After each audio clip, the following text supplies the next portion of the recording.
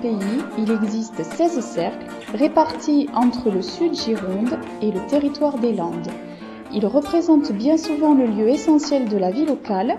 Les activités sont nombreuses et tout le monde est invité à participer. Les cercles ont été créés vers 1820-30, les premiers. Au départ, c'était des cercles essentiellement bourgeois, des cercles de notables. Et petit à petit, se sont intégrés à partir de 1830 à 1870 quelques commerçants artisans, mais vraiment très peu. C'était vraiment de notables. C'était pour y jouer au billard, pour y jouer aux cartes. C'était des cercles, des milieux essentiellement fermés, totalement fermés. Et après, il y a eu des cercles paysans et des cercles plus ruraux. C'est-à-dire que les villages aux alentours ont dit pourquoi nous, on ne ferait pas aussi notre cercle. Et là, avec une population plus paysanne, on va dire. Les paysans ont commencé à avoir leur petit cercle. Dans les Landes, il n'y avait que 6 cercles, autrement, tous étaient pratiquement en Gironde, et pratiquement un par village, et dans les bourgs, plusieurs cercles, puisque Bazas en a compté jusqu'à 12, et je crois que Langon en a eu jusqu'à 18, Langon et les quartiers de Langon. Au départ, on lisait le journal, parce que tout le monde ne savait pas lire, et alors beaucoup de gens voulaient être au courant des événements, surtout politiques, surtout sociaux et politiques. Lieu privilégié d'animation et de diffusion de la culture, il favorise l'échange et la rencontre intergénérationnelle. Certains cercles bénéficient du label Café de Pays et deviennent ainsi un lieu de promotion des productions locales et un relais d'information touristique. Aujourd'hui, le combat de la majorité des cercles est la préservation de cette structure traditionnelle par la recherche constante d'activités nouvelles et fédératrices. C'est le cas à Garin où un cercle, à la mode d'aujourd'hui, a été créé dans un ancien bistrot, un lieu de rencontre traditionnel des Garinois. Donc on a un fond un peu ancien, historique, de clubs, d'associations qui se réunissent, etc. Et donc très rapidement, l'exemple des cercles qu'on voyait ailleurs était en perspective pour toutes ces associations qui rapidement sont venues voir la municipalité, le maire, et ont essayé de dire mais après tout pourquoi on n'en ferait pas un cercle. Bon, dans des grandes villes on dirait c'est le clubhouse du club de foot ou de rugby. Nous c'est un peu tout à la fois, c'est le cercle, c'est le clubhouse des chasseurs, c'est le club du foot, c'est le club de l'association pour les gens qui font de la gymnastique volontaire, etc. etc. Donc c'est le lieu où se rassemblent en règle générale toutes les associations. Voilà.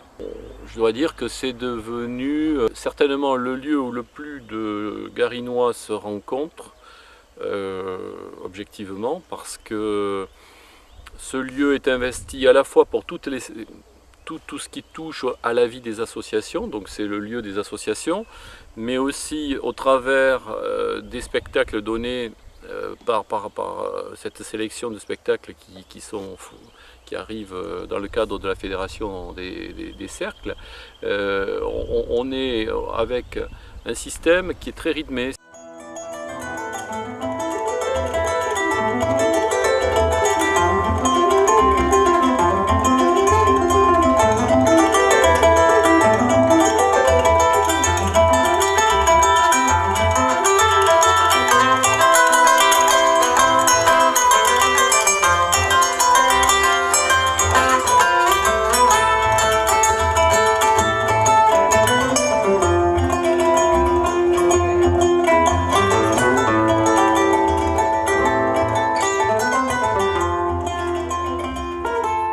Les 17 bénévoles du cercle garinois préparent la salle pour la centaine de personnes attendues ce soir. Tous n'habitent pas Garin, mais sont animés par le plaisir de partager et se retrouver entre amis. Le succès quand même du cercle à Garin, ça a été d'offrir, et là c'est là où on voit toute l'action du bénévolat, en plus du spectacle, un petit repas sympa, bien préparé. Il nous arrive aussi des gens qui ne viennent que pour le spectacle, qui est toujours gratuit. C'est dans les statuts des cercles, le spectacle est toujours gratuit. Donc, voilà. Mais tout le monde peut venir au cercle, même sans la carte d'adhérent. Alors je viens d'ici, mais le le week-end je suis ici, mais autrement le restant de la semaine, j'habite beaucoup plus loin. C'est-à-dire? J'habite à Toulouse. Et je reviens chaque fois que je peux, parce que chaque fois qu'il y a une animation, qu'il y a un moyen de faire bouger le village, comme mon village. Donc c'est un peu le cœur qui vous fait revenir par ici aussi? Oui. Le cœur et la raison, ici on existe.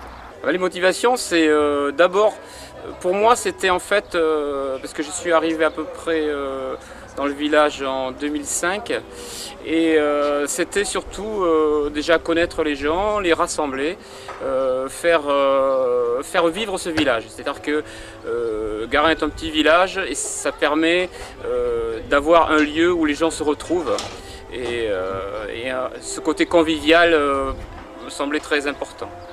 La Fédération des cercles établit une liste d'artistes et les bénévoles de chaque cercle choisissent selon leurs préférences.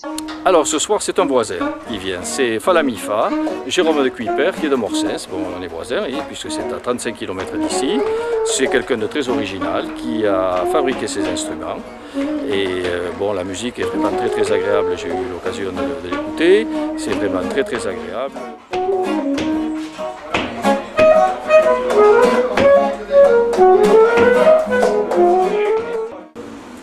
Lorsqu'on s'est aperçu qu'il n'y avait plus que 20-25 cercles sur la région, on a dit pour les sauvegarder, pour les sauver, on a créé la Fédération des cercles. Au départ, nous n'étions que 3 cercles à avoir cette idée, cercle landais d'ailleurs, et puis petit à petit, on a pris notre bâton de pèlerin, et puis on a été voir les cercles de Gironde et leur dire voilà, si on veut continuer à exister, il faut se grouper, il faut se faire reconnaître. Et donc on a créé la Fédération des cercles en 1998. L'article premier de la Fédération, c'est toujours la sauvegarde des derniers cercles existants. Et à l'heure actuelle, donc de 120, à l'heure actuelle, on a à peu près encore 20-25 cercles qui existent. Et donc 17 qui ont adhéré à la Fédération. Mais il y a 7-8 cercles qui sont autour du Langonnet et qui ne sont pas adhérents à la Fédération parce qu'on n'a pas pu aller jusque là-bas. Au départ, c'était une quinzaine de concerts sur l'ensemble du territoire et maintenant, c'est une cinquantaine de manifestations, on va dire, sur l'année, organisées par la Fédération. Et le principal du financement des cercles provient de la rentrée de son travail, c'est-à-dire vendre à boire, faire des soirées, faire des repas et vendre ces repas, en plus c'est toujours des sommes modiques. Nous avons besoin pour ça de la Fédération des cercles de Gascogne, le parc régional, le conseil général, la région Aquitaine aussi, la mairie de Garin et l'IDAC Gironde. Voilà, tout ça, ça nous aide à fonctionner. Je veux dire, la vie culturelle, si elle n'est pas supportée à minima par la collectivité, elle n'existe pas ou très peu. Donc la mairie, oui, s'investit, apporte un petit coup de pouce même sur les budgets de fonctionnement, mais somme toute, c'est vraiment très normal.